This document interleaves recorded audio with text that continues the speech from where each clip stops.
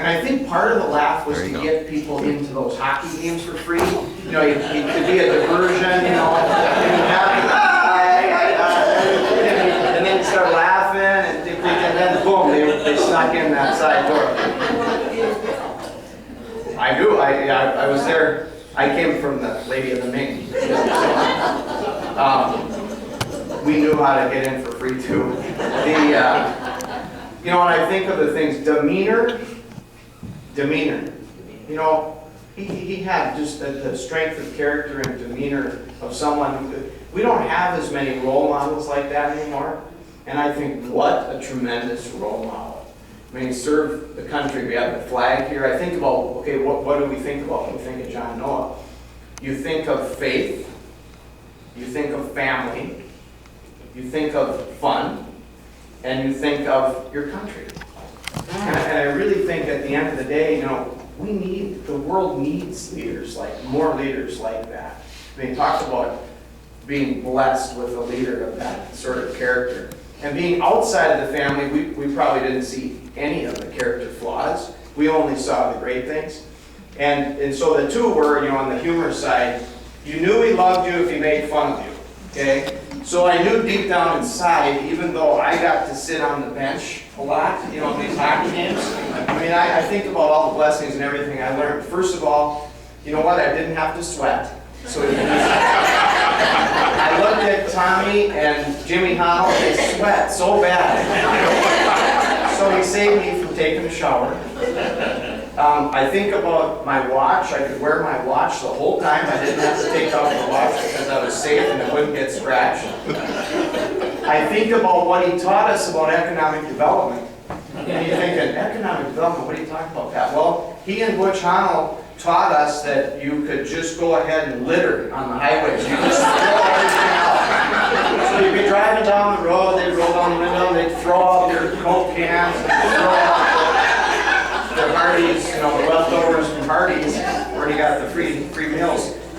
His thinking was, you're giving somebody else a job. That's it. That is exactly it.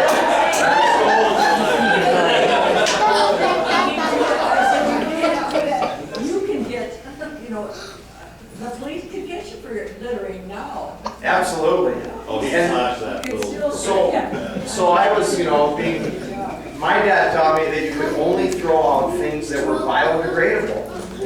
And so I said to him, you know, John and Butch, I said, you know, you can only throw things out that are biodegradable. He said, bio what?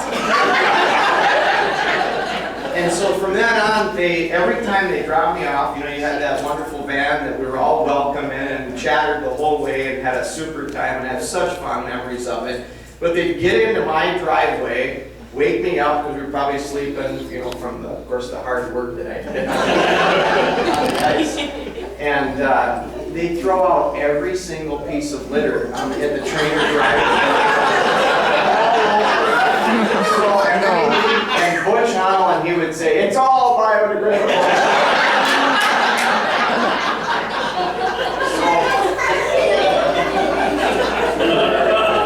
So it was, you know, I think about how much fun you know, our lives would never be what they are today. And I think about faith, family, country, and I think about the folks that are sitting around. And, you know, as you read the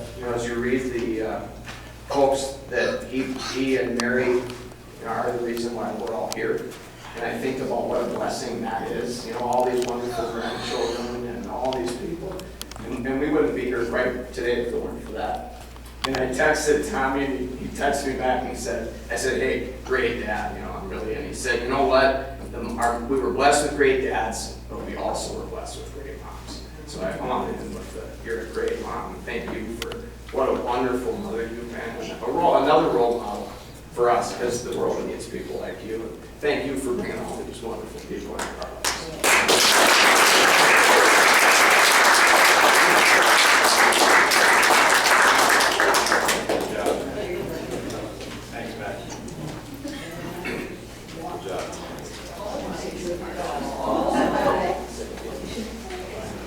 Hi, my name is Katie Noah, and I want to say a couple of things about my grandpa's life.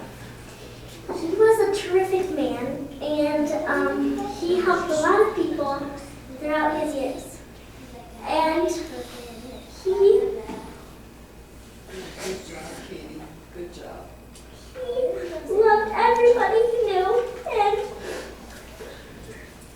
I hope everybody loved him back because he was super supportive over everybody, and he hoped everybody would have a good life, and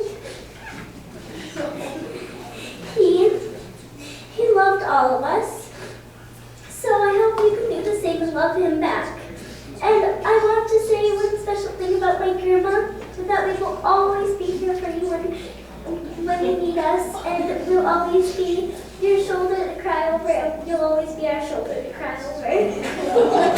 Thank you.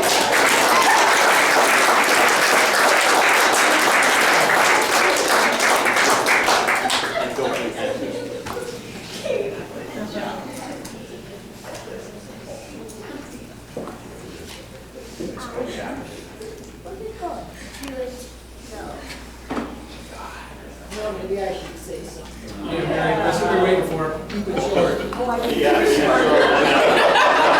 No, it's like Granny's gonna say something. Ooh. That was good, Mary. Was that Henry? I thought I recognized him. Okay. Yeah, it was great being an Irish French lass walking into that Lebanese clan. It wasn't easy. And I learned to keep my mouth shut. Because they always talked about themselves. If there was any blood that was Arabic, they got a lot of attention. This Irish lass, they didn't know what to do with her. I'd walk into that farm, and they were all in communication with one another. Some I didn't understand what they were talking about, but they did a lot for me. And Pat, you could appreciate this. When John was going to Villa Maria and for dialysis, there was no dialysis in Crookston or Cala. What did I say? John, Oh, God. that's okay. Anyhow, That's what we're here for. laugh at me. Okay. So, anyhow, Father Jim had dialysis at Villa Maria. That's where he had to stay, so he could go to get dialysis 3 times a week. Well, I was taking John in at that point for just 3 times a week for really respite for me, but he would go in there, and they had a club for people that had certain problems, and he was able to meet with them. He eventually was, well, he was too sick from the disease, so he didn't go there anymore. But anyhow, I would go and sit with Father Tim in the eating room. He couldn't eat before dialysis, so I'd sit there and I'd feel sorry for him because he was really sick and he didn't feel good and he didn't want to eat, but he knew he had to. So what he'd talk about with Father Tim, especially me, who I never really had a conversation much, but anyhow, I decided to say, "Hey, Father Tim, did you ever really like me?" I thought, I'm going to put him on the spot once. And spoken like he would speak. It all worked out.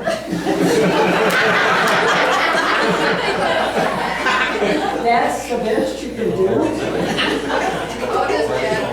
That's pretty, Yeah, that's pretty good for Tell him. us about Dad relating to Dad relating to what I told you? Or what? Well, again, he was more patient with coming from a Lebanese family, so he just said, why don't you just tell him to go fish? You know, so, Go fishing. but this isn't about me and that, it's about him.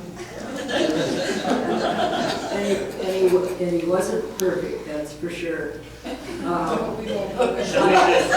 What? Am I supposed to speed it up? Yeah. Can we, let's don't even cut it short. Well, everybody's saying so much of how John Noel was the perfect everything.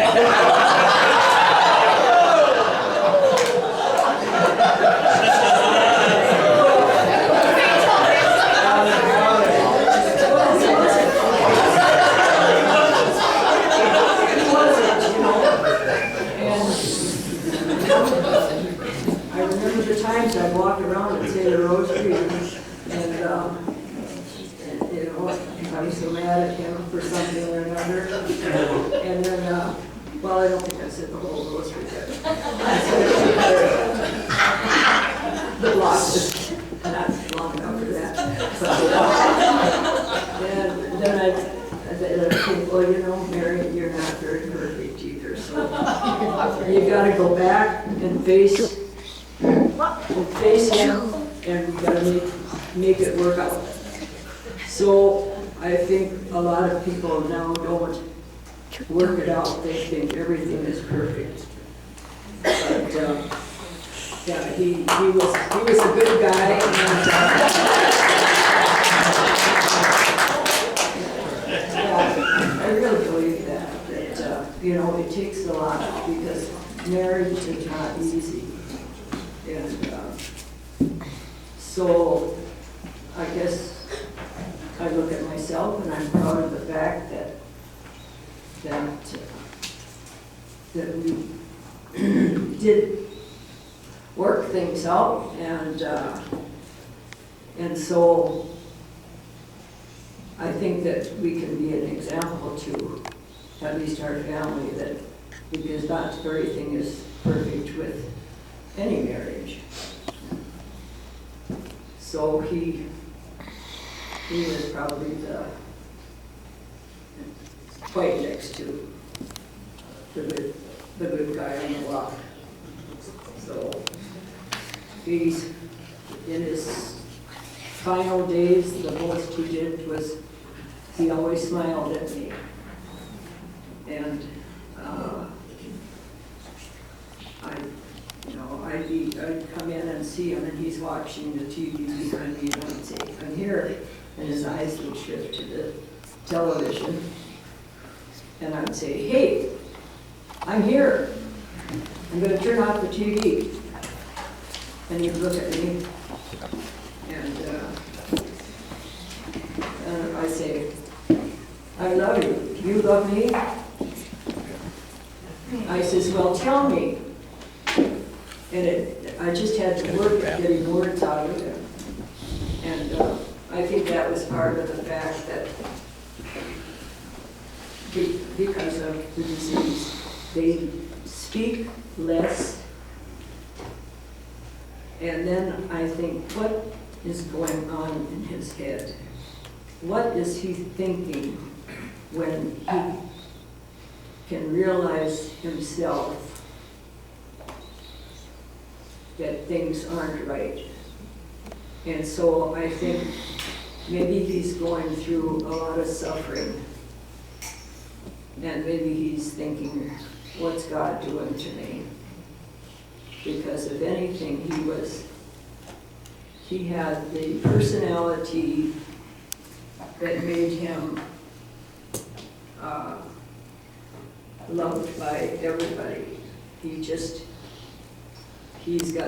got C's and D's in high school. I never knew how he ever got through college, but he was the most popular guy in Crookston.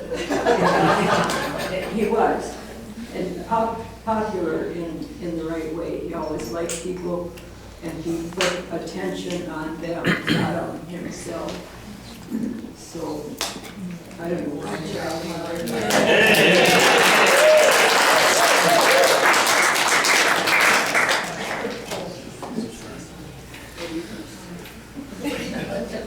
You said yours. Why don't you say something?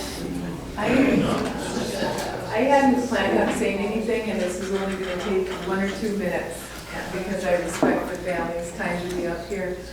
But just a few things have struck me these past few days that have been really poignant.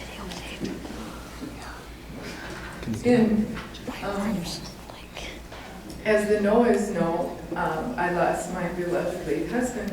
It will be 10 years ago to cancer. Tony, who was a hockey coach like John and grew up loving the sport and coached many, many, many teams. And I just heard so many good stories about Tony that made me think of John. And our son Sean was home these past few days to see his grandparents. And his cousin who is here from Dublin, Mary. And anyway, so each day, the day that John died, I've been telling Sean little things about John, your husband. And Sean is just really taking it in because I said, Sean, you know that this Olympic skater would, a mother with a troubled son would call and say, John, I don't know what to do with my boy. And John would say, give him to me, I'll take care of him. Well, he doesn't really know how to skate. It doesn't matter. And he doesn't have skates. We'll find him skates. And I said, this is a man who won a silver medal, and he doesn't care if this kid can skate or not. It's about a lot more than the sport.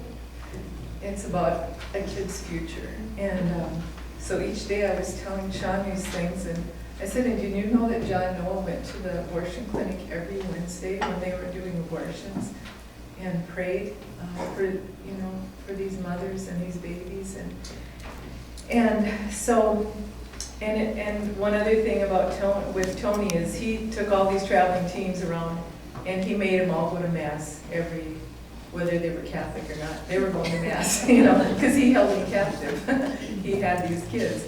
But we have a statue of our Blessed Mother in front of our house that Michael Harvey, as I was planning our monument out at the cemetery, there was no stone there for some time. And when I went out to see Tony, there was a beautiful statue of the Blessed Mother. And Mick Harvey had written on the bottom of it, in memory of our precious Tony and the date of his. And now that statue of the Blessed Mother is in front of our home and has been for almost 10 years. And today when I had the opportunity to go to Mass, one of the readings, I'm not sure, Father, if it was the Gospel or one of the readings, but it said, all things happen for good for those who love him. And John loved him and loved him well. He exuded love for our Lord. And also it's a feast day today of our Blessed Mother. And I thought that it struck me the fact that we're praying the rosary today for John Noah on a Marian feast day, the day that her nativity, the day she was born, is not a coincidence. And it's a huge blessing from above. And we just ask our Blessed Mother to, if she hasn't already, to welcome John with a mother's love, like only she can and will.